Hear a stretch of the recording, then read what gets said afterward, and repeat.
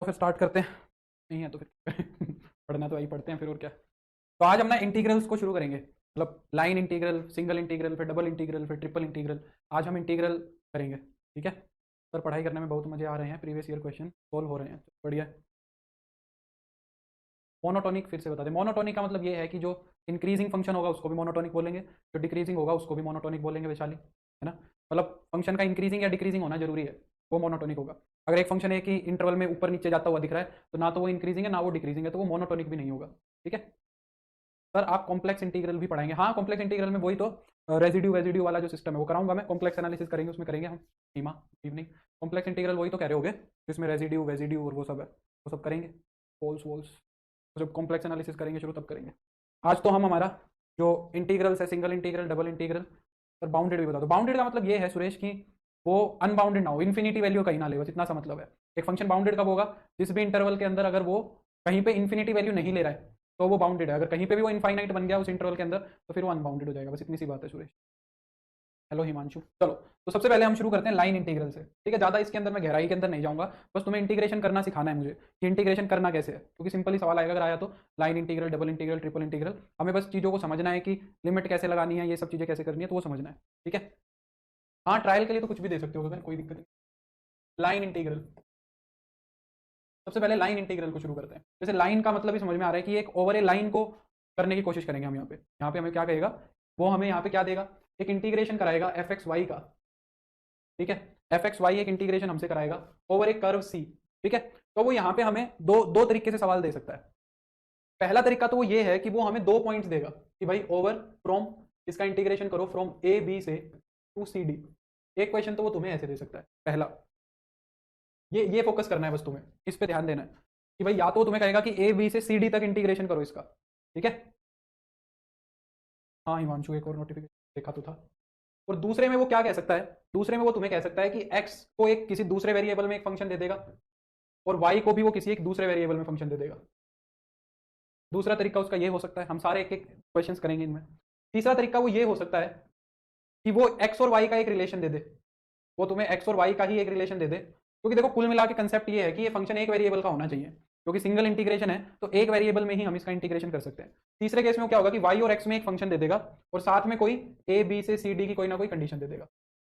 तो line integral तुम्हें इन तीन तरीके से पूछा जा सकता है। लाइन इंटीग्रल के अंदर वो ये तीन बातें तुम्हें देगा। करना कैसे, बड़ा आसान सी बात है। देखो, जैसे कि मैं फर्स्ट क्वेश्चन लेता हूँ, ठीक है। आज मैं तुम्हारे लिए प्रॉपर एस सी मलिक लेके आया हूँ, मैंने नहीं मंगाई, आज ही ऑर्डर की थी, आज ही आई है। अगर एनालिसिस किसी को अच्छे से पढ़ना है तो ये मंगा सकते हो, एस सी मलिक और सविता अरोड़ा, काफ़ी सही किताब है। जो एमएससी में उनके लिए तो अच्छी रहेगी बहुत। हाँ, कहाँ गया। तो देखो, जैसे कि ये क्वेश्चन है, इसके अंदर कह रहा है कि evaluate evaluate integral of c x square d x plus x y d y from taken along line from, कहाँ से हमने शुरू किया है, 10 से, फ्रॉम 10 टू 01। देखो जैसे कि ये सवाल है। अब ये फर्स्ट टाइप का क्वेश्चन है, इसके अंदर उसने तुम्हें क्या दिया है, इसके अंदर उसने सिर्फ तुम्हें एक छोटी सी चीज दी है, क्या कि भाई बस ये ए बी एक पॉइंट दिया और सी डी एक पॉइंट दिया है तुम्हें, ठीक है। और इसके अंदर उसने तुम्हें कुछ भी नहीं दिया है, ए बी पॉइंट दिया और सी डी पॉइंट दिया है। तो तुम्हें हमेशा क्या करना है, देखो लाइन इंटीग्रल है, ओवर द लाइन बोल रहा है, अलोंग द लाइन। तो सबसे पहले तुम्हें यहां से वो लाइन बना लेनी है जिस लाइन की वो बात कर रहा है। सबसे पहले लाइन बना लो जिस लाइन की वो क्या कर रहा है, बात कर रहा है। तो इन 2 पॉइंट से पास होने वाली लाइन की इक्वेशन बन जाएगी, है ना। पहले इस लाइन का स्लोप निकालेंगे, 1 माइनस 0 अपॉन में 0 माइनस 1, स्लोप आएगा -1, है ना। तो y इज इक्वल टू कितना हो जाएगा, y minus y one is equal to में स्लोप इंटू में x माइनस x1, है ना। तो y is equal to minus का x और प्लस का 1। y और x में मुझे एक रिलेशन चाहिए, है ना। तो ये हमारी क्या आ गई, हमारी ये लाइन की इक्वेशन आ गई। अब हम क्या करेंगे, इस पूरी लाइन को, इस पूरे वेरिएबल को या तो x को y में कन्वर्ट कर दो या y को x में कन्वर्ट कर दो, जो तुम्हें समझ आता है। या तो y को x में कर दो या x को y में। यहां से dy की वैल्यू निकाल लो या dx की वैल्यू निकाल लो। यहां से dy कितना आएगा, माइनस का dx आएगा। अब इस पूरे इंटीग्रेशन को किसमें कन्वर्ट कर दो, पूरे इंटीग्रेशन को कन्वर्ट कर दो x के अंदर। तो देखो एक्स स्क्वायर को तो ऐसे ही रहने दो dx, ये भी x में ही है, x प्लस का x इंटू में y की जगह क्या रखना है, y की जगह जो दिया हुआ है 1 माइनस एक्स, और dy की जगह क्या कह रहा है, माइनस का dx, माइनस का dx, ये बन जाएगा। और अब x की लिमिट्स देखो, x कहां से कहां तक चेंज कर रहा है, x 1 से शुरू हुआ है और 0 तक जा रहा है। x कहां से शुरू हुआ है, x की वैल्यू 1 से शुरू होकर 0 तक जा रही है। अगर y के रिस्पेक्ट में इसको हम करते तो ये 0 से लेके फिर 1 तक जाता, ठीक है। तो यहाँ पे जो x की लिमिट्स हैं वो 1 से लेके 0 तक जा रही है ना। तो इसको अगर मैं थोड़ा सा और सही से लिखूँ तो 1 से 0, यहाँ पे तो ये हो जाएगा एक्स स्क्वायर, इस x को अंदर ये देखो माइनस साइन है तो माइनस एक्स से गुना करा लो, तो माइनस का x और प्लस का एक्स स्क्वायर, dx पूरे में से कॉमन आ जाएगा। ये हो गया 1 से लेके 0 तक 2x स्क्वायर और माइनस का x dx। अब इसका इंटीग्रेशन किया जा सकता है, एक्स स्क्वायर का इंटीग्रेशन कितना होगा 2/3x³ माइनस का एक्स स्क्वायर बाई 2, 1 से लेके 0 तक। अपर लिमिट 0 रखोगे तो 0 माइनस 0, और लोअर लिमिट 1 रखोगे तो 2/3 और माइनस का 1/2, है ना। तो ये देखो कितना हो गया, माइनस में इसका एलसीएम कितना आएगा 6 आएगा, ये हो जाएगा 4 माइनस का 3, ये हो गया -1/6। ठीक है नितेश, बोलो समझ आया। ये फर्स्ट टाइप है, ये क्या है तुम्हारी फर्स्ट टाइप है।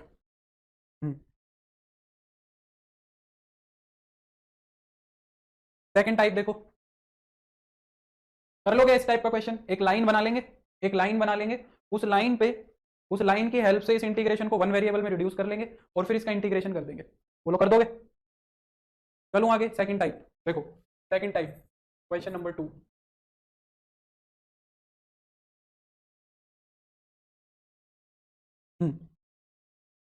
कह रहा है कि इंटीग्रेशन करो dx over x plus y का ओवर r। r जो दिया हुआ है वो तुम्हें दिया हुआ है where r is the curve, where r is the curve x is equal to a t square and y is equal to 2at। किसी को पता है किसकी पैरामीट्रिक फॉर्म है? वैसे मैंने कोनिक सेक्शन नहीं पढ़ा है, पर तुम्हें पता है ये किसकी? हाँ, वो लाइन इंटीग्रल को डिनोट, वो वैसे तो c जो है ना वो कर्व को डिनोट करता है हिमांशु, जैसे यहाँ पे r जो है ये इस कर्व को डिनोट कर रहा है। अलोंग द कर्व बोलते हैं ना, कि किस कर्व के अलोंग इंटीग्रेशन करना है हमें, तो जिस कर्व के अलोंग इंटीग्रेशन कर रहे हैं वो है। जैसे कि ये वाला कर्व क्या होता है, ये पैरामीट्रिक फॉर्म है पैराबोला की, ये पैराबोला की पैरामीट्रिक फॉर्म है ना। तो ये पैराबोला के अलोंग करा रहा है इंटीग्रेशन। ये कौन सी टाइप बन रही है तुम्हारी? ये टाइप बन रही है तुम्हारी ये वाली, ये सेकंड वाली टाइप बन रही है। यहाँ पे तुम्हें जो x है वो भी एक अलग वेरिएबल में दिया हुआ है, और y जो है वो भी तुम्हें एक अलग वेरिएबल में दिया हुआ है। तो पहला काम हम क्या करेंगे, इसको रिड्यूस करेंगे। हम क्या करेंगे, इसको रिड्यूस करेंगे किसमें, नए वेरिएबल में, ठीक है।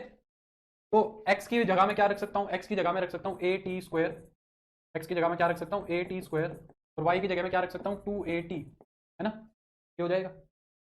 हाँ, और फिर x में से dx भी निकालना पड़ेगा तुम्हें, तो dx कितना आएगा तुम्हारा, dx आएगा 2at dt, dx की वैल्यू आएगी 2at dt। यहाँ क्या हो जाएगा तुम्हारा 2at dt, क्या हो जाएगा। एक काम करते हैं ना, ये थोड़ा थोड़ा सा कॉम्प्लिकेटेड हो जाएगा ऐसे ये, पर चलो अब कर लिया तो कोई बात, ठीक है। टी की लिमिट उसने खुद से दी है, टी कहाँ से कहाँ तक चेंज कर रहा है, 0 से 2 तक चेंज कर रहा है। टी तुम्हारा कहाँ से कहाँ तक चेंज कर रहा है, 0 से 2 तक चेंज कर रहा है, ठीक है। तो करो अब इसको, ए तो कॉमन आके कट जाएगा तुम्हारा, ए तो कॉमन आके कट जाएगा, 2 बाहर आ जाएगा, ऊपर बन जाएगा टी डी टी, और नीचे कितना हो जाएगा टी स्क्वायर प्लस का 2t, ये हो जाएगा। ये मनीष,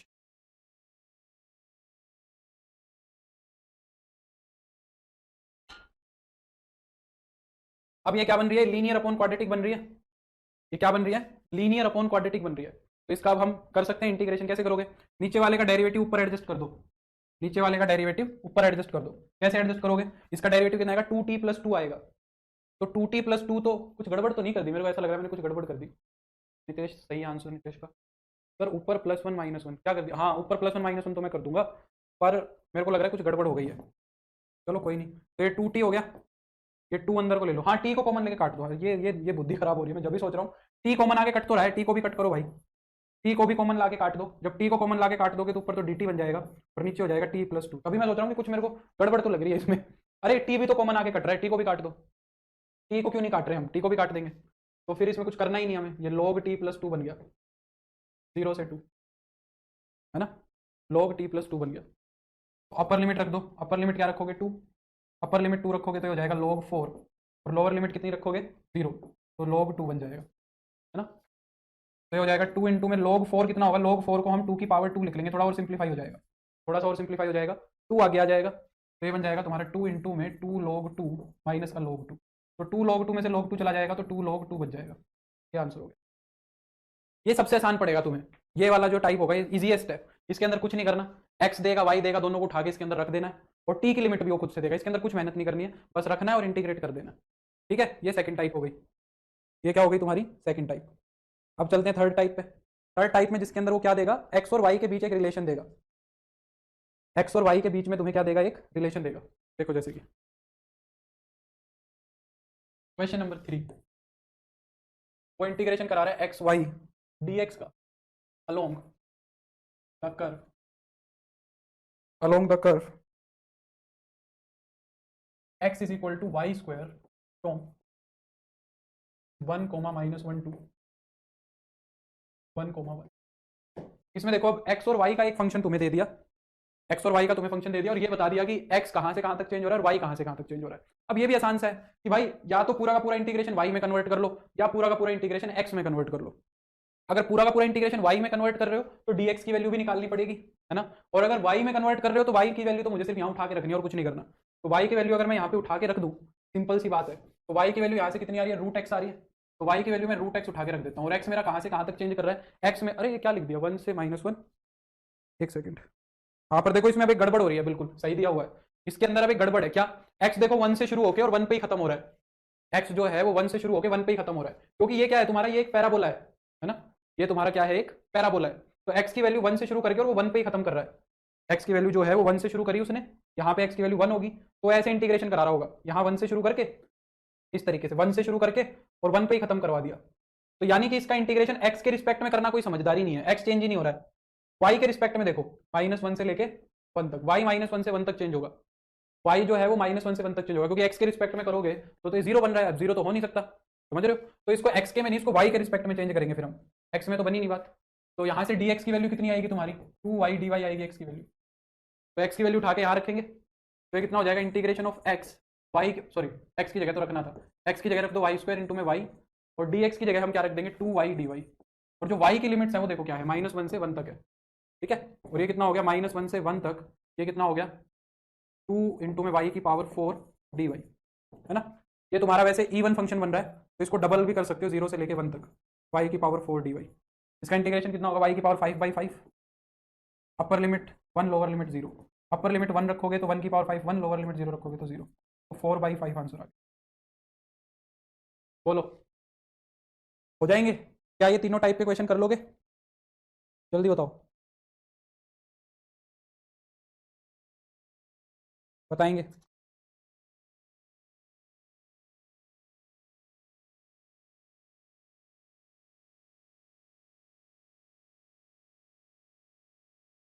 बोलो बोलो बोलो, जल्दी बोलो।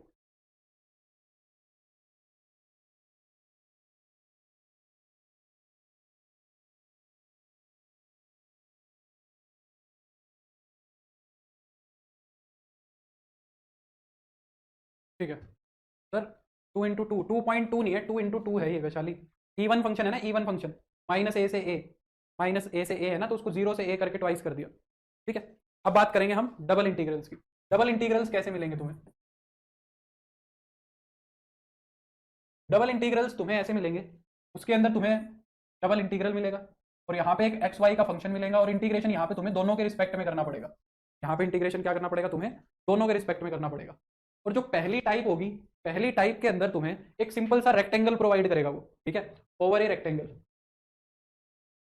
ओवर ए रेक्टेंगल, एक सिंपल सा रेक्टेंगल प्रोवाइड करेगा। जैसे कि मान लो ए से लेके बी तक एक्स चेंज हो रहा है और सी से लेके डी तक वाई चेंज हो रहा है, ये लिमिट्स तुम्हें एकदम सिंपल सी दे देगा और बस तुम्हें यहाँ पे रख के उसको बारी बारी इंटीग्रेट कर देना है, ठीक है। ऐसा क्वेश्चन बहुत बार आ जाता है, ठीक है। या तो इसको वो ऐसे लिखेगा या वो इस चीज को ऐसे भी लिख देता है और ब्रैकेट लगा के ऐसे तो लिख देगा ए से बी, है ना, ऐसे लिखेगा ए से बी और फिर ये बीच में ये वाला कोमा सेपरेट करके सी से डी, ऐसे भी लिख देगा। तो इसका मतलब ये है कि एक्स तो ए से बी तक चेंज हो रहा है और जो वाई है वो सी से लेके डी तक चेंज हो रहा है। तो इस तरीके का क्वेश्चन दे देगा। जैसे कि एक क्वेश्चन करते हैं, देखो कह रहा है कि इवेल्युएट,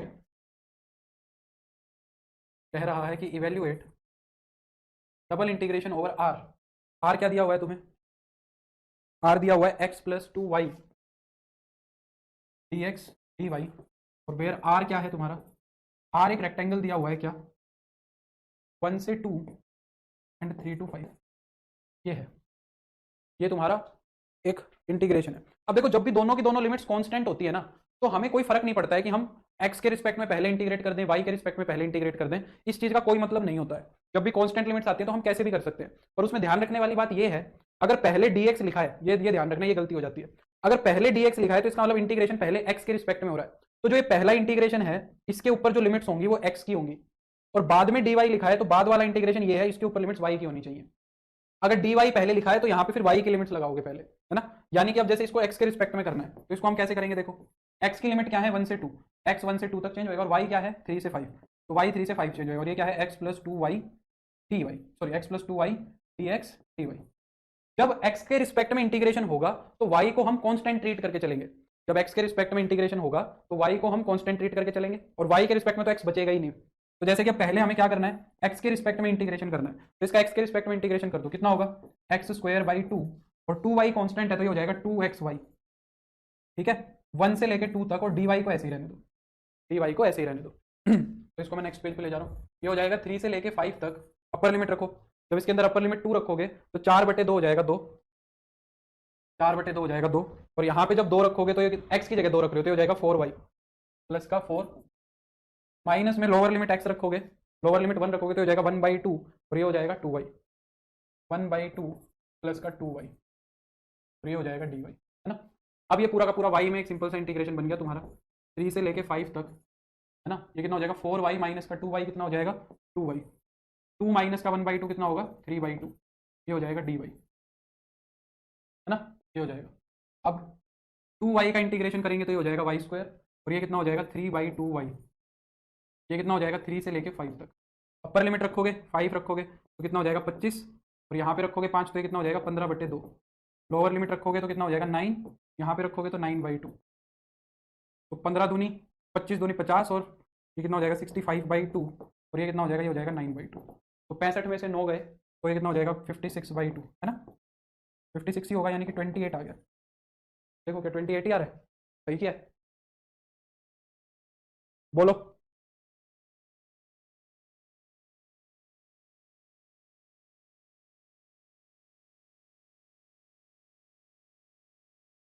समझे, एक क्वेश्चन जरा मेरे को करके बताओ, एक क्वेश्चन मैं तुम्हें दे देता हूँ, 2 मिनट का समय लो, ऐसे तो तुम क्या ही प्रैक्टिस। ये है double integral of x square plus y d x d y over r, r दिया हुआ है तुम्हें 0 से 1, 0 से 2, करो इसको जल्दी से करो, बताओ क्या आ रहा है, फिर नेक्स्ट टाइप करेंगे।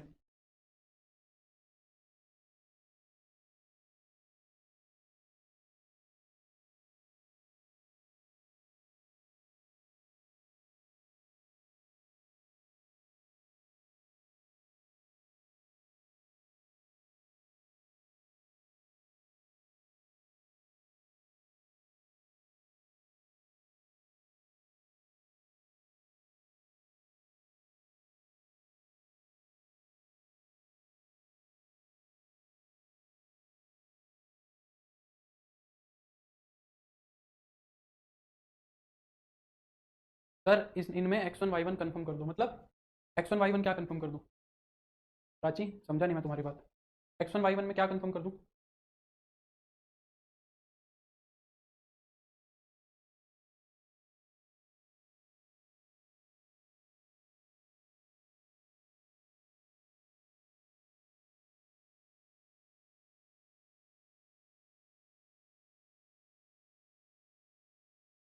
लिमिट्स पहले वाली x की, दूसरी वाली y की, पहली वाली x की 0 से 1, x की क्या सुन रही थी फिर प्राची, y की 0 से 2, संजीव और गगन का आ गया, ठीक है एकदम। देखो 8/3 आ रहा है कि नहीं आ रहा है, 8/3 आना चाहिए, आ रहा है, ठीक है।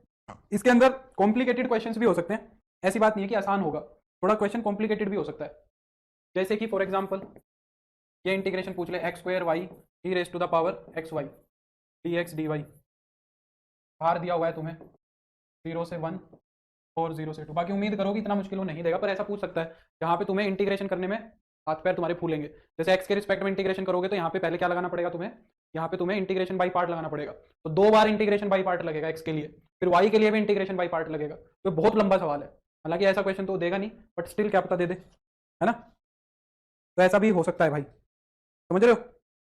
और देखो अब क्या होगा, वो तुम्हें लिमिट्स देगा नहीं, तुम्हें वो लिमिट्स नहीं देगा, तुम्हें वो कर्व देगा, ठीक है। दूसरे टाइप में क्या होगा, वो तुम्हें लिमिट्स नहीं देगा, वो तुम्हें इंटीग्रेशन करने को बोलेगा और कर्व वो बताएगा तुम्हें। अब यहाँ पे कर्व की नॉलेज होनी जरूरी है, यहाँ पे जो है वो कर्व की नॉलेज होनी जरूरी है तुम्हें, ओवर एक कर्व, वहां से तुम्हें लिमिट्स खुद बनानी है, और लिमिट बनाते टाइम ये बात ध्यान रखेंगे कि फर्स्ट लिमिट क्या होगी, फर्स्ट लिमिट्स हमेशा वेरिएबल्स की होगी, first limits will be of variables, पहली लिमिट वेरिएबल्स की होगी और सेकंड लिमिट कांस्टेंट्स की होगी, सेकंड लिमिट क्या होगी, कांस्टेंट्स की होगी।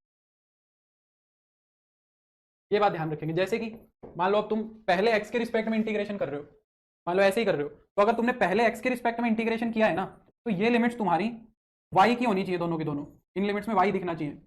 और फिर तुमने x के रिस्पेक्ट में किया है, y के रिस्पेक्ट में किया है, तो ये कांस्टेंट होनी चाहिए, फिर ये लिमिट्स क्या होनी चाहिए, कांस्टेंट होनी चाहिए। कैसे, जैसे देखो मैं एग्जांपल से कराता हूँ, फिर ये बात समझ आएगी। जैसे कि देखो एक आसान क्वेश्चन करते हैं पहले, जैसे कि ये वाला क्वेश्चन है, ये इंपॉर्टेंट है, ये टाइप बहुत इंपॉर्टेंट है, वेरी वेरी इंपॉर्टेंट। देखो जैसे कि ये क्वेश्चन है, कह रहा है कि इवेल्युएट करो e के ऊपर e raise to the power y by x ds, ठीक है, ds कंबाइंड लिख दिया, ठीक है। If e is the triangle, e is the triangle bounded by, जो ट्रायंगल है वो किस किस से बाउंडेड है, देखो bounded by the lines y is equal to x, y is equal to 0 and x is equal to 1। तो पहले अब तुम्हें रीजन बनाना आना चाहिए, ये जो रीजन बनेगा पहले तो ये रीजन बनाना आना चाहिए, किस एरिया की बात कर रहा है, पहले तो ये एरिया समझ आना जरूरी है सबसे पहले। तो इस एरिया को बनाओ सबसे पहले, जब इस एरिया को ड्रॉ करेंगे तो एरिया कैसे बनेगा, देखो y इज इक्वल टू जो x लाइन होगी वो कैसे जाएगी, y is equal to x line ऐसे जाएगी, ये y is equal to x line होगी, ठीक है, ये क्या होगी, y is equal to x line होगी। फिर y is equal to 0, y is equal to 0 कौन सी हो गई, x एक्सिस हो गई, ये x एक्सिस हो गई, दूसरी लाइन वो इसकी बात कर रहा है, y इज इक्वल टू 0, पहले वो ट्रायंगल बनाओ। फिर उसके बाद x is equal to 1, x is equal to 1 कौन सी हो गई, x इज इक्वल टू 1 ये हो गई, ये हो गई x इज इक्वल टू 1। अब यहाँ पे तुम्हें एक तो हॉरिजॉन्टल स्ट्रिप की बात करनी है और एक वर्टिकल स्ट्रिप, ये क्या होती है, हॉरिजॉन्टल स्ट्रिप जो होगी वो तुम्हें, हॉरिजॉन्टल स्ट्रिप ऐसी दिखेगी इस एरिया के अंदर, इस एरिया के अंदर हॉरिजॉन्टल स्ट्रिप ऐसी दिखेगी, तो वो स्ट्रिप क्या करेगी, वो x की वैल्यू बताएगी कहाँ से कहाँ तक जा रही है, वो स्ट्रिप x की वैल्यू बताएगी कहाँ से कहाँ तक जा रही है, इधर चलोगे तो x चेंज कर रहा है, और जो वर्टिकल स्ट्रिप होगी वो तुम्हें y के बारे में समझाएगी कि y कहाँ से कहाँ तक चल रहा है। अब ये तुम्हारे ऊपर है, यहाँ पे तुम किसके रिस्पेक्ट में डेरिवेटिव करना चाहते हो, मुझे जरा बताओ, e की पावर y बाई एक्स है, e raise to the power y by x है, तो तुम किसके रिस्पेक्ट में इंटीग्रेशन कर सकते हो, यहाँ पे इंटीग्रेशन किसके रिस्पेक्ट में पॉसिबल है, ये बताओ पहले, इसका इंटीग्रेशन करना है तो x के रिस्पेक्ट में पॉसिबल है कि y के रिस्पेक्ट में पॉसिबल है, पहले तो यही समझनी है बात कि किसके रिस्पेक्ट में मैं इसमें इंटीग्रेशन कर सकता हूँ, बताओ। डबल इंटीग्रेशन कर रहे हैं e raise to the power y by x, तो पहला इंटीग्रेशन मैं किसके रिस्पेक्ट में कर सकता हूँ, y को कांस्टेंट रख के क्या मैं x के रिस्पेक्ट में इंटीग्रेशन कर सकता हूँ, या मैं x को कांस्टेंट रख के y के रिस्पेक्ट में इंटीग्रेशन कर सकता हूँ, ये बताओ जरा, तुम सोचो, y के रिस्पेक्ट में इंटीग्रेशन हो सकता है कि x के रिस्पेक्ट में, खुद बताओ मुझे सोच के, y बाई एक्स क्लियर नहीं दिख रहा क्या, और कितना क्लियर लिखो, बोलो किसके रिस्पेक्ट में इंटीग्रेशन कर पाओगे इजीली, बिल्कुल नितेश केशव एकदम, y के रिस्पेक्ट में हम कर सकते हैं, बेटर टू नहीं आता ही y है, बेटर टू इंटीग्रेट नहीं, x तो मेरे को आता ही नहीं, क्या इसका इंटीग्रेशन आता है तुम्हें, इसका तो इंटीग्रेशन मुझे आता ही नहीं है ना, इसका आता है e की पावर y, इसके साथ तो ये कांस्टेंट लिखा हुआ है 1 बाई एक्स, इससे कोई फर्क नहीं पड़ता है, तो ये इंटीग्रेशन कर सकते हो, ये नहीं आता e की पावर 1 बाई एक्स, यानी कि पहला इंटीग्रेशन फिर किसके रिस्पेक्ट में होगा, पहला इंटीग्रेशन y के रिस्पेक्ट में होगा, ये बात फिक्स हुई, पहला इंटीग्रेशन y के रिस्पेक्ट में होगा, फिर दूसरा इंटीग्रेशन x के रिस्पेक्ट में होगा, यानी कि x की जो लिमिट्स है वो कांस्टेंट होनी चाहिए, यहाँ पे जो x की लिमिट आएंगी वो तो कांस्टेंट होनी चाहिए, और जो y की लिमिट है वो वेरिएबल होनी चाहिए, अभी समझ आ जाएगी रितु, y की जो लिमिट है वो वेरिएबल होनी चाहिए, y की लिमिट ऊपर से नीचे जाती है, y की जो लिमिट है वो ऊपर से नीचे जाती है ना। अब y देखो कहाँ से शुरू हुआ और कहाँ पे गया, ये वर्टिकल स्ट्रिप तुम्हें यही बताएगी, ये जो वर्टिकल स्ट्रिप है ये y की कहानी बताएगी, तो y कहाँ से शुरू हुआ, यहाँ पे y कितना है, इस बाउंड्री पे, इस बाउंड्री के ऊपर y कितना है, यहाँ पे ये y इज इक्वल टू कितना है तुम्हारा 0 है, ये वाली स्ट्रिप के ऊपर जो नीचे वाली बाउंड्री आई यहाँ पे y कितना है 0 है, यानी कि y की लोअर लिमिट कितनी होनी चाहिए, 0 होनी चाहिए, और y कहाँ तक जा रहा है, y ऊपर तक जा रहा है, इस बाउंड्री तक जा रहा है, ये ऊपर वाली बाउंड्री है, यहाँ पे y कितना है, यहाँ पे y है तुम्हारा x, यहाँ पे y कितना है तुम्हारा x है, तो ये x की लिमिट आ गई, y की लिमिट आ गई 0 से लेके x तक। फिर अगर मैं x की बात करूं, अब देखो अगर x को वेरिएबल मानता तो फिर मैं x को यहां से देखता, अब मेरे को वेरिएबल नहीं बनाना, मेरे को कांस्टेंट बनाना है, तो x की इसके अंदर सबसे छोटी वैल्यू कहां है, इस रीजन के अंदर x की सबसे छोटी वैल्यू यहां से शुरू हुई है, 0 से शुरू हुई है, और x की जो सबसे बड़ी वैल्यू है कहां तक गई है 1 तक, ये वर्टिकल स्ट्रिप यही ये हॉरिजॉन्टल जो स्ट्रिप है, ये हॉरिजॉन्टल स्ट्रिप यही बता रही है कि x जो है वो कहां से शुरू होगा, x 0 से शुरू होगा और 1 तक जाएगा, तो ये मेरी क्या हो गई, x की लिमिट्स हो गई 0 से 1, तो ये इंटीग्रेशन खुद से कंस्ट्रक्ट करना आना चाहिए, ये इंपॉर्टेंट है, बहुत इंपॉर्टेंट है, वो इंटीग्रेशन ही कंस्ट्रक्ट करा लेगा, बस इतना ही काम दे देगा, है ना। तो अब इसका इंटीग्रेशन हम आगे कर सकते हैं 0 से 1, अब इसका किसके रिस्पेक्ट में इंटीग्रेशन करना है, y के रिस्पेक्ट में करना है, तो इसको अब ऐसे समझो, e की पावर a y लिखा हुआ है, a की वैल्यू कितनी है 1 बाई एक्स है, ये समझ के चलो, e की पावर a y का इंटीग्रेशन कितना होता है, e की पावर a y, और a y का जो a है वो डिवाइड में आ जाएगा, a कितना है 1 बाई एक्स, वो आ जाएगा डिवाइड में, है ना, ऐसे ही होता है, लिमिट कितनी है 0 से लेके x तक dx, इस x को ऊपर ला के लिख लो एक बारी, ये x इंटू में e की पावर y बाई एक्स है, 0 से x dx। अब अपर लिमिट रखनी है x, y की जगह रखनी है 0 से 1, y की जगह x रखो। जब y की जगह x रखोगे तो क्या हो जाएगा, y की जगह x रखेंगे तो x बाई एक्स 1 बन जाएगा, तो ये e की पावर 1 हो जाएगा, e की पावर क्या हो जाएगी 1 हो जाएगी। और जब यहाँ पे वो x की y की वैल्यू 0 रखेगा तो ये कितना हो जाएगा, e की पावर 0 1 हो जाएगा, x ऐसे ही रहेगा इंटू में 1 dx, ये हो गया है ना। तो इसको कैसे लिखेंगे नेक्स्ट पेज पे अगर मैं लिखूं तो ये हो जाएगा 0 से 1, x कॉमन आ रहा है e माइनस 1 dx। अब e माइनस 1 तो तुम्हारा कांस्टेंट है, e माइनस 1 को तो बाहर निकाल दो, e माइनस 1 आ जाएगा बाहर, 0 से 1 x dx। x का इंटीग्रेशन कितना होगा, x का इंटीग्रेशन होगा x स्क्वायर बाई 2, 0 से 1 है ना। अपर लिमिट 1 रखो, लोअर लिमिट 0 रखो, e माइनस 1 अपर लिमिट 1 रखोगे तो 1/2, लोअर लिमिट 0 रखोगे तो 0, तो ये कितना हो जाएगा तुम्हारा e माइनस 1/2, e माइनस 1/, समझे कि नहीं समझे बताओ। एक और करेंगे ऐसा ही सवाल, एक और करेंगे ऐसा ही क्वेश्चन, पहले बताओ एक घुसा दिमाग में कि नहीं घुसा।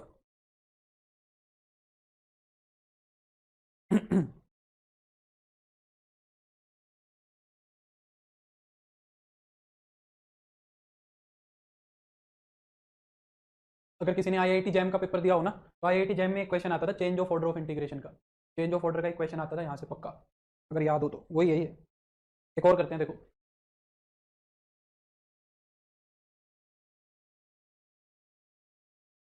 कह रहा है कि इवेल्युएट करो y इंटू में dx dy, y इंटू में dx dy over over the part of planes bounded by y is equal to x and y is equal to 4x minus x. अब ये पैराबोला समझाने में मेरी जान निकल जाएगी तुम्हें, ये पैराबोला बनाने में जान निकल जाएगी। चलो मैं इसको ना थोड़ा सा चेंज कर देता हूँ, चलो कोई नहीं, इस बहाने पैराबोला भी डिस्कस कर लेंगे। ये है, अब देखो इसके अंदर ये तो दिक्कत है नहीं कि किसके रिस्पेक्ट में इंटीग्रेशन करना है, एक्स के रिस्पेक्ट में भी कर सकते हो, वाई के रिस्पेक्ट में भी, फंक्शन कोई समस्या नहीं कर रहा है। पहले रीजन बना के देखते हैं, रीजन क्या बनेगा। सबसे पहली कहानी तो उसी की है ना, सबसे पहली कहानी तो उसी की है। जब एक वेरिएबल की डिग्री 2 होती है और एक वेरिएबल की डिग्री 1 होती है तो वो हमेशा पैराबोला बनता है, वो हमेशा क्या बनता है, पैराबोला बनता है, ठीक है। एक की डिग्री 2 और एक की डिग्री 1 होती है तो पैराबोला बनता है। तो हमें पैराबोला दिया हुआ है y is equal to 4x minus का एक्स स्क्वायर। तो पहले हम क्या करेंगे, इस पैराबोला को स्टैंडर्ड फॉर्म में लेके आएंगे, है ना। अगर x के ऊपर स्क्वायर है तो ये स्टैंडर्ड फॉर्म बनेगी, ये 4a y into B, sorry यहाँ पे h लिख लो, x minus h square is equal to 4a into में y माइनस के, या तो ये बनेगी जिसके ऊपर स्क्वायर होता है उसके हिसाब से ये बनती है, या फिर x माइनस एच का whole square is equal to में माइनस का 4a इंटू में y माइनस के, ये बनता है। तो सबसे पहले इसको इन दोनों में से एक स्टैंडर्ड फॉर्म में लेके जाएंगे। उसके लिए मुझे क्या करना पड़ेगा, यहाँ पे कंप्लीट स्क्वायर करना पड़ेगा। ये काफी लंबा चौड़ा क्वेश्चन हो गया, एग्जाम के पॉइंट ऑफ व्यू से इतना इंपॉर्टेंट नहीं है, पर कंसेप्ट के पॉइंट ऑफ व्यू से है। तो यहाँ से अगर मैं माइनस को कॉमन ले लूँ तो ये क्या बन जाएगा, एक्स स्क्वायर माइनस 4x बन जाएगा। अब इसका कंप्लीट स्क्वायर कर लेंगे, 4 जोड़ देंगे और 4 घटा देंगे, ठीक है। तो ये क्या बन गया तुम्हारा, y is equal to minus का x माइनस 2 का होल स्क्वायर और माइनस का 4, ठीक है। इसको क्या लिख सकते हैं, y is equal to minus का x माइनस 2 का होल स्क्वायर और प्लस का 4। इस 4 को इधर ले आओ उठा के, तो ये कितना हो जाएगा, x माइनस 2 का होल स्क्वायर माइनस का is equal to y minus 4, और जो ये माइनस है उसको भी उधर ले जाओ। तो ये कौन सी टाइप का बना बताओ, ये नीचे वाली टाइप का बना के नहीं बना, ये पैराबोला नीचे वाली टाइप पे रिड्यूस हो गया, ये पैराबोला किस पे रिड्यूस हो गया, नीचे वाली टाइप पे। अब देखो पैराबोला बनाने के लिए सबसे पहली चीज हमें ये देखनी पड़ती है कि पैराबोला की एक्सिस क्या है। सबसे पहले हमें क्या देखना पड़ता है कि पैराबोला की एक्सिस क्या है। तो पैराबोला की एक्सिस निकालने का तरीका क्या है, हमें ये देखना है कि जिसके ऊपर स्क्वायर लिखा हुआ है, ध्यान से सुनना, पैराबोला की एक्सिस कैसे निकलती है, जिस टर्म के ऊपर स्क्वायर लिखा हुआ है, किसके ऊपर स्क्वायर लिखा हुआ है, x माइनस 2 के ऊपर स्क्वायर लिखा हुआ है, तो x माइनस 2 को 0 के बराबर रख दो। किसके ऊपर स्क्वायर लिखा हुआ है, x माइनस 2 के ऊपर, तो x माइनस 2 को 0 के बराबर रख दो, x इज इक्वल टू 2। तो ये जो लाइन बनी है ना, इस पे तुम्हारा पैराबोला बनेगा, इस लाइन के ऊपर तुम्हारा पैराबोला बनता है। तो x is equal to 2 line कैसी दिखेगी, ऐसी दिखेगी।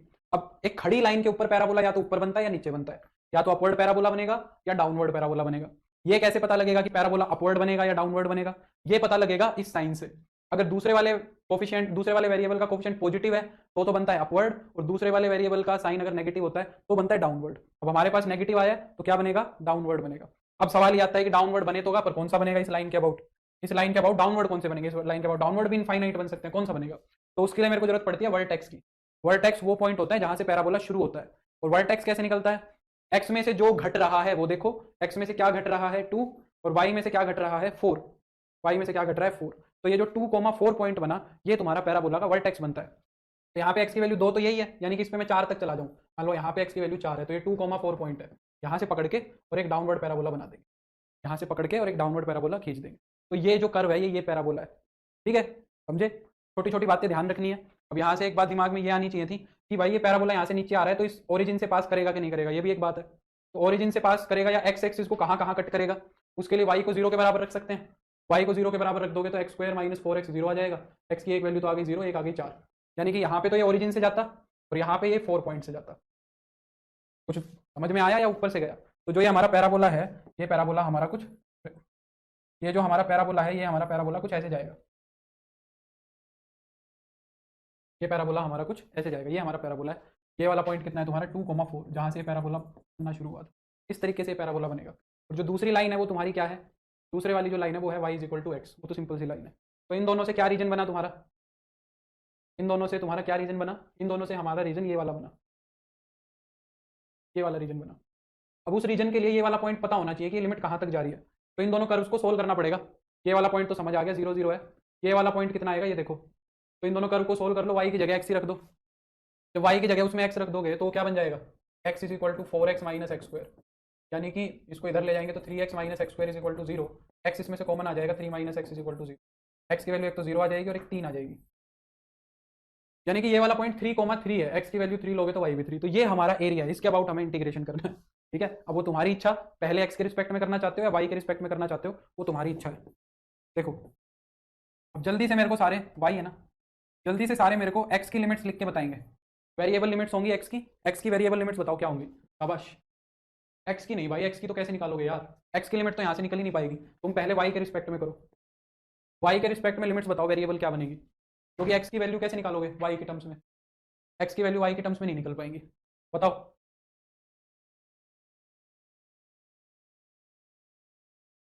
बोलो।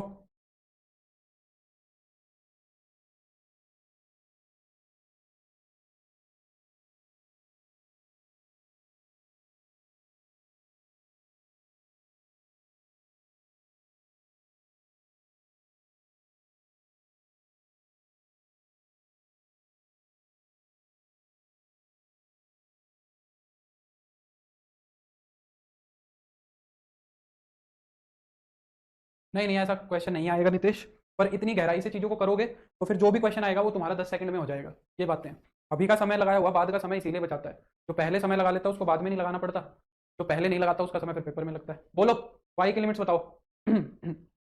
वाई की लिमिट कैसे पता लगेंगी, वर्टिकल स्ट्रिप बना लो एक, वाई की लिमिट कैसे पता लगेंगी, वर्टिकल स्ट्रिप बना लो। तो ये वर्टिकल स्ट्रिप कहाँ से शुरू हुई, देखो लोअर लिमिट, लोअर बाउंड्री ये है, लोअर बाउंड्री एक्स पे है और अपर बाउंड्री कहाँ पे जा रही है, अपर बाउंड्री इस पैराबोला पे जा रही है, इस पैराबोला के ऊपर y कितना है, ये है, इस पैराबोला के ऊपर y है तुम्हारा 4x - x², तो y की जो लोअर लिमिट है वो तुम्हारी बनेगी x और अपर लिमिट क्या बनेगी 4x - x², ये है y की लोअर और अपर लिमिट, है ना। और x कहाँ से शुरू हुआ, x 0 से शुरू हुआ और 3 तक जा रहा है, x की लिमिट्स क्या आएंगी 0 से 3। अब आगे तुम्हें करना है, तुम कर लेना, बोलो हो जाएगा, हाँ है ना, कर लेंगे, जल्दी बोलो, हो जाएगा।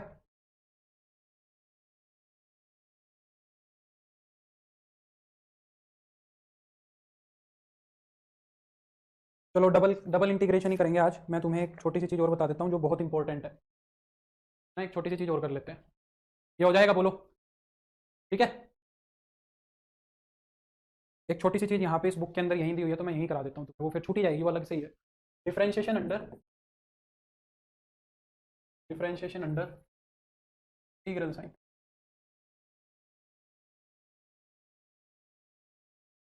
डिफरेंशिएशन करना है अंडर इंटीग्रल साइन, ये बड़ा इंपॉर्टेंट है, बहुत इंपॉर्टेंट है, इसको क्या बोलते हैं, लिबनीज रूल बोलते हैं। जब हमें इंटीग्रेशन के अंदर डिफरेंशिएशन करना होता है तो वो रूल क्या बन के आया है, वो लिबनीज का रूल बन के आया है। तो लिबनीज रूल क्या कहते हैं देख लो, ठीक है। लिबनीज रूल कहता है कि मान लो एक फंक्शन तुम्हें एक्स वाई का दिया हुआ है, एक एक्स वाई का फंक्शन है, या फिर ऐसे लिख लो, हाँ चलो ऐसे लिख लो, मान लो एक्स वाई का फंक्शन है और जो इसकी लिमिट्स है ना वो क्या है, इंटीग्रेशन हम करना चाह रहे हैं वाई के रिस्पेक्ट, ठीक है, इसका जो इंटीग्रेशन करना चाह रहे हैं हम वाई के रिस्पेक्ट में करना चाह रहे हैं, ठीक है। और इसकी जो लिमिट्स हैं वो वेरिएबल्स हैं पर एक्स के अंदर है, लोअर लिमिट तो मान लो इसकी 5x है और अपर लिमिट इसकी क्या है, अपर लिमिट है इसकी आई एक्स, एक्स में ये लिमिट्स हैं। इस इंटीग्रेशन का तुम क्या कराना चाहते हो, इस इंटीग्रेशन का हम डिफरेंशिएशन कराना चाहते हैं विद रिस्पेक्ट टू एक्स। इस इंटीग्रेशन का मान लो मैं इसको ऐसे लिख दूं, ये मान लो एक जी एक्स फंक्शन है, ये एक जी एक्स फंक्शन है, या इसको ऐसे ही पढ़ा रहने दो, छोड़ो कंफ्यूज हो जाओगे। ठीक है, लास्ट 3 क्लासेस में डाउनलोड का ऑप्शन नहीं शो हो रहा है। ठीक है, मैं बोल दूंगा कोमल, आज बोल दूंगा, मैं भूल गया एक्चुअली में, मैं बोल दूंगा। तुम्हें इसका डिफरेंशिएशन करना है एक्स के रिस्पेक्ट में, इस इंटीग्रेशन का तुम डिफरेंशिएशन करना चाहते हो एक्स के रिस्पेक्ट में। तो इसका इंटीग्रेशन कैसे होगा एक्स के रिस्पेक्ट में? देखो क्या कहता है कि पहले इंटीग्रेशन को ऐसे ही रखो, पाई एक्स और इन लिमिट्स को भी ऐसे ही रखो, पर ये जो तुम्हारा अंदर वाला फंक्शन है ना, इसका पार्शियल डेरिवेटिव कर लो एक्स के रिस्पेक्ट में, और बाकी मत छेड़ो कुछ भी। फिर क्या करना, प्लस में इस साई एक्स को उठा के वाई की जगह रख दो फंक्शन में, इस साई एक्स को उठा के वाई की जगह रख दो फंक्शन में, जहां जहां पे भी फंक्शन में वाई दिख रहा है वहां पे अपर लिमिट उठा के रख दो, और अपर लिमिट का जो डेरिवेटिव है उसको ऐसे ही छोड़ दो इसके साथ मल्टीप्लाई में, और माइनस में थोड़ा सा मैं कंजस्टेड लिखता हूँ, एक लाइन में नहीं आएगा, एक्स इंटू में अपर लिमिट ऐसे कैसे उठा के रख दी वाई की जगह पे, और उसका डेरिवेटिव अपर लिमिट का, माइनस में फिर लोअर लिमिट वाई की जगह उठा के रख दोगे फाई एक्स, और फिर इंटू में फाई एक्स का डेरिवेटिव करा। इसको हम क्या बोलते हैं, लिबनिज रूल होता है, जो डिफरेंशिएशन करा के देता है अंडर द इंटीग्रल साइन। जैसे कि फॉर एग्जांपल मान लो मैंने तुम्हें कह दिया कि भाई एक एफ एक्स फंक्शन दिया हुआ है, मान लो क्या है, एक्स स्क्वायर से 2x तक इंटीग्रेशन कर रहे हैं हम किसका, x square plus y d y का, ये है। ठीक है, ऐसा ही है ये। अब मैं कह रहा हूँ कि इसका एक्स के रिस्पेक्ट में डेरिवेटिव करके बताओ क्या होगा, इस चीज का एक्स के रिस्पेक्ट में डिफरेंशिएशन करके बताओ क्या होगा। तो इसका एक्स के रिस्पेक्ट में डिफरेंशिएशन कैसे करोगे, पहले तो कहता है कि जो अंदर वाला फंक्शन है ना, इसको पार्शियली डिफरेंशिएट कर दो एक्स के रिस्पेक्ट में, अंदर वाला जो फंक्शन है इसको एक्स के रिस्पेक्ट में पार्शियली डिफरेंशिएट कर दो। तो एक्स के रिस्पेक्ट में जब पार्शियली डिफरेंशिएट करोगे तो लिमिट्स को नहीं छेड़ना है, क्या हो जाएगा 2x dy, ये ऐसे ही रहेगा। प्लस में अब वो क्या कहता है, अपर लिमिट को उठाओ और फंक्शन में रख दो y की जगह पे, अपर लिमिट को उठाओ फंक्शन में रख दो y की जगह पे, क्या हो जाएगा एक्स स्क्वायर प्लस 2x हो जाएगा, अपर लिमिट रख दोगे, और फिर जो अपर लिमिट है ना उसका डिफरेंशिएशन, तो अपर लिमिट का डिफरेंशिएशन कितना होगा 2 होगा, अपर लिमिट का डिफरेंशिएशन कितना होगा 2, माइनस में फिर लोअर लिमिट रखो y की जगह पे, जब लोअर लिमिट रखोगे तो x square plus x square हो जाएगा, और मल्टीप्लाई में लोअर लिमिट का डिफरेंशिएशन, लोअर लिमिट का डिफरेंशिएशन हो जाएगा 2x। समझे, इस तरीके से करना है।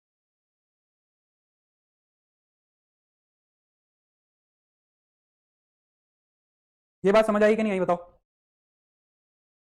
इस तरीके से। अब इसका ना एक स्पेशल केस बनता है, इसका क्या बनता है, एक स्पेशल केस बनता है, इसी रूल का एक स्पेशल केस होता है। स्पेशल केस क्या होता है, देखो स्पेशल केस के अंदर वो हमें क्या कहेगा, यहाँ पे फाई एक्स भी है, यहाँ पे साई एक्स भी है, जो ये अंदर वाला फंक्शन है ना ये सिर्फ वाई का होता है, अंदर वाला फंक्शन जो होता है ये सिर्फ और सिर्फ वाई का होता है। लोअर लिमिट 2x लिखिए, क्या लिख दी मैंने, क्यों उससे, अच्छा यहाँ पे 2x आएगा, ठीक है ठीक है हाँ। तो यहाँ पे जो है ना ये y का फंक्शन होता है, जैसे यहाँ पे एक्स स्क्वायर प्लस वाई है, स्पेशल केस के अंदर ये y होता है। इस केस में अगर तुम्हें इस चीज का, इस इंटीग्रेशन का डिफरेंशिएशन करना पड़ जाए विद रिस्पेक्ट टू x, तो कैसे करोगे, हाँ मैं अभी वैशाली क्वेश्चन कराऊंगा, फिर देखना। अब यहाँ पे देखो रूल क्या कहता है कि पहले इसका x के रिस्पेक्ट में पार्शियल डेरिवेटिव करना है, जब इसका x के रिस्पेक्ट में पार्शियल डेरिवेटिव करोगे तो ये तो y का फंक्शन है पूरा का पूरा, तो y का जो फंक्शन है उसका x के रिस्पेक्ट में जब पार्शियल डेरिवेटिव होगा तो ये वाली चीज तो जीरो बनेगी क्योंकि उसमें x है ही नहीं, तो ये पहले वाला इंटीग्रल तो आता ही नहीं है, बस यही दो टर्म आएंगी। हमें क्या करना है, एक बार ऊपर वाला फंक्शन उठा के y की जगह रख देंगे, एक बार क्या करेंगे ऊपर वाला फंक्शन y की जगह उठा के रख देंगे और मल्टीप्लाई करा देंगे इसके डेरिवेटिव से, माइनस में एक बार क्या कर देंगे लोअर लिमिट रख देंगे यहाँ पे, तो फाई ऑफ y की जगह फाई एक्स लिख देंगे और मल्टीप्लाई में फाई एक्स का डेरिवेटिव, ये हो जाएगा तुम्हारा, है ना। संजीव वो मैं कराऊंगा यार, उसका कोई लिंक नहीं है, हाँ तुम उसमें देख लो ना, वीओडी में देख लेना, कॉनिक सेक्शन में उसमें सब कराया हुआ है, अब तो तुम्हारे पास है वो। जैसे कि फॉर एग्जांपल तुम्हें ये नहीं समझ में आया, मैं एक बार रिपीट कर देता हूँ, देखो पहले इसको देखो, मैंने क्या कहा, पहले इस फंक्शन का पार्शियल डेरिवेटिव कर दो, इस फंक्शन का पार्शियल डेरिवेटिव कितना आएगा एक्स के रिस्पेक्ट में, वाई का 0 एक्स स्क्वायर का 2x, फिर वो क्या कहता है अपर लिमिट को उठाओ और वाई की जगह रख दो, जब अपर लिमिट को वाई की जगह रखोगे तो क्या बनेगी, अपर लिमिट 2x है, वाई की जगह रखी तो 2x, और फिर अपर लिमिट का डेरिवेटिव, अपर लिमिट का डेरिवेटिव 2 है, माइनस में फिर लोअर लिमिट को उठाओ और वाई की जगह रख दो, जब लोअर लिमिट को उठा के वाई की जगह रखोगे तो एक्स स्क्वायर आएगा, और फिर लोअर लिमिट का डेरिवेटिव, लोअर लिमिट का डेरिवेटिव 2x होगा, तो वो 2x आ गया, समझ रहे हो। यहाँ पे कैसा दिखेगा तुम्हें, यहाँ पे ऐसा दिखेगा, मान लो मैंने लिख दिया एक्स स्क्वायर प्लस 1 और 3x, ठीक है, और मान लो यहाँ पे फंक्शन दिया हुआ है तुम्हें y प्लस 2 dy, ये है, इसका तुम्हें x के रिस्पेक्ट में डेरिवेटिव कराना है, इस इंटीग्रल का x के रिस्पेक्ट में डेरिवेटिव कराना है, तो कैसे कराओगे, देखो अपर लिमिट इसके अंदर x तो है ही नहीं, तो पार्शियल डेरिवेटिव करेंगे वो तो जीरो बनना है पहले वाला, वो तो छोड़ो, तुम्हें सिर्फ क्या करना है अपर लिमिट को उठा के इसके अंदर रख देना है, अपर लिमिट को उठा के इसके अंदर y की जगह रख दोगे तो क्या बन जाएगा 3x प्लस का 2, y की जगह क्या रख दो 3x, और फिर 3x का डेरिवेटिव 3, फिर लोअर लिमिट को उठा के यहाँ रख दो। जब लोअर लिमिट को उठा के y की जगह रख दोगे तो x² + 1 + 2, और फिर लोअर लिमिट का डेरिवेटिव कितना आएगा 2x, लोअर लिमिट का डेरिवेटिव कितना आएगा 2x। इसको फिर सिंप्लीफाई किया जा सकता है, 9x प्लस का 6 माइनस का 2x³ फिर माइनस का 6x हो जाएगा, तो भी आ रहा है देखो, समझे। जैसे मैं इस पे एक आधा क्वेश्चन कराता हूँ, देखो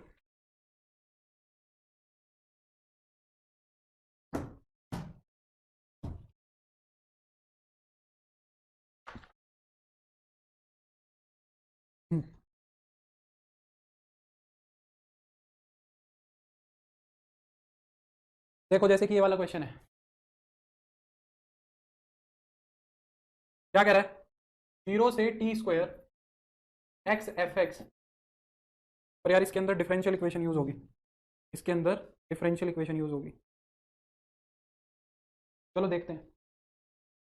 x f(x) dx is equal to 2/5 t² है, वो कह रहा है कि देन f ऑफ 4/25 नहीं होगी, हो जाएगा इसकी वैल्यू पूछ रहा है क्या होगा। पहला ऑप्शन दिया हुआ है 4/5, दूसरा ऑप्शन दिया हुआ है 2/5, तीसरा ऑप्शन दिया हुआ है 1/5, और चौथा ऑप्शन दिया हुआ है 3/5। देखो कैसे करोगे, ये है। तो हम क्या करेंगे, पहले फंक्शन का दोनों तरफ t के रिस्पेक्ट में डेरिवेटिव कर देंगे। लिमिट्स देखो वेरिएबल लिमिट्स हैं, तो दोनों तरफ t के रिस्पेक्ट में डेरिवेटिव करेंगे। जब t के रिस्पेक्ट में डेरिवेटिव करोगे तो इसमें तो t है ही नहीं, तो पहले तो t के रिस्पेक्ट में पार्शियल डेरिवेटिव होना चाहिए था, तो वो तो जीरो हो गया, है ना। स्पेशल केस बन रहा है ये, यहाँ पे t नहीं दिया हुआ है इसके अंदर कहीं भी, तो इसका पार्शियल डेरिवेटिव t के रिस्पेक्ट में जीरो होगा, ठीक है। उसका क्या करना है, उसको उसकी कोई जरूरत नहीं है संजीव, वो रूल लगाना आना चाहिए, ऐसा कुछ नहीं आएगा तुम्हारे पास, ठीक है, ऐसा कुछ नहीं आएगा, ये आएगा ऐसा सवाल। तो यहाँ पे तुम्हें इसमें तो कुछ करना नहीं, अब क्या करना है, अपर लिमिट को उठा के x की जगह रखना है, तो जहां जहां x दिख रहा है वहां वहां t² लिख दो, तो ये हो जाएगा t² f of t², upper limit ऐसे ही रखोगे ना, t² f ऑफ t², और इनटू में अपर लिमिट का डेरिवेटिव 2t हो जाएगा। फिर लोअर लिमिट उठा के रखो, लोअर लिमिट 0 है, तो 0 f ऑफ 0, और 0 का डेरिवेटिव भी 0, 0 का डेरिवेटिव भी 0, और RHS के अंदर डिफरेंशिएशन करोगे तो 2/5 t² का हो जाएगा 2t, t² का क्या हो जाएगा 2t, यानी कि ये क्या बना तुम्हारा 2t³ f of t² is equal to 4/5t, ये हो जाएगा, है ना। तो यहाँ पे क्या होगा, ये 2 से ये 2 कैंसिल कर गया, और एक t से एक t भी कट जाएगा, तो कितना हो जाएगा t² f ऑफ t², ये हो जाएगा 2/5, यानी कि जो f ऑफ t² है तुम्हारा वो कितना हो जाएगा 2/5 t², ये हो जाएगा f ऑफ t² जो है तुम्हारा वो कितना हो जाएगा 2/5 t², यानी कि t² का फंक्शन आ गया। t² को कुछ और बोल दो, t² की जगह x लिख दो, तो ये f ऑफ x बन जाएगा कितना 2/5x, कितना बन गया 2/5x। अब किसकी वैल्यू निकालनी है 4/25 की, तो x की जगह पे क्या रख दो 4/25 रख दो। जब x की जगह 4/25 रख दोगे तो 2/5 इंटू में 4/25, है ना। ये कितने पे कट जाएगा 2 पे, ये कितने पे कट जाएगा 5 पे, है ना। तो ये तो यार उल्टा आ रहा है, 5/2 आ रहा है, ये उल्टा कैसे आ गया, ये तो उल्टा आ रहा है हमारा, 2/5 है ऑप्शन हमारा, तो 5/2 आ रहा है, ये क्या कर दिया, गड़बड़ कर दिया, कुछ मिस्टेक कर दिया। अपर लिमिट रखी t² f of t² into में 2t, लोअर लिमिट तो 0 है, RHS का डिफरेंशिएशन कितना है 2/5 इंटू 2t, ठीक है। ये 2t³ f of t² is equal to 4/5t हो गया, एक t से एक t कट गया, ये चला गया उधर t², क्या गलती करी मेरे हिसाब से तो ठीक है।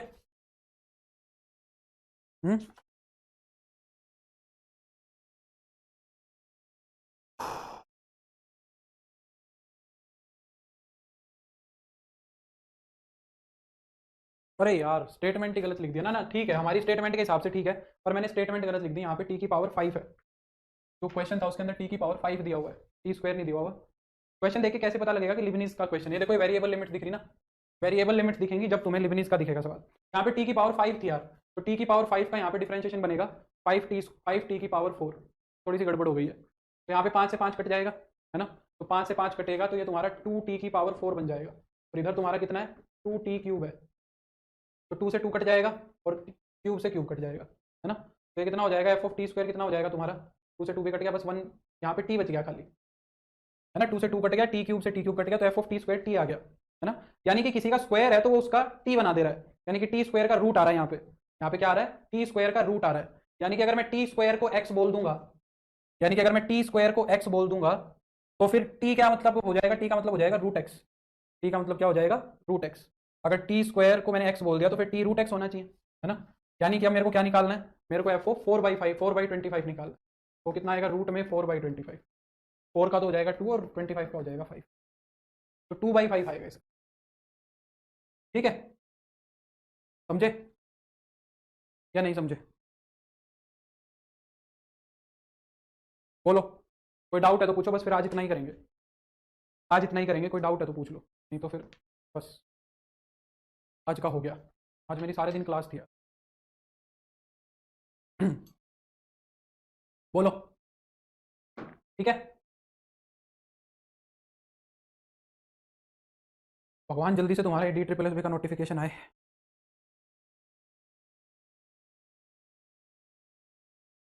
बताओ, ठीक है, चलें, कोई डाउट है तो पूछ लो जल्दी से, नहीं तो फिर करते हैं क्लास ऑफ।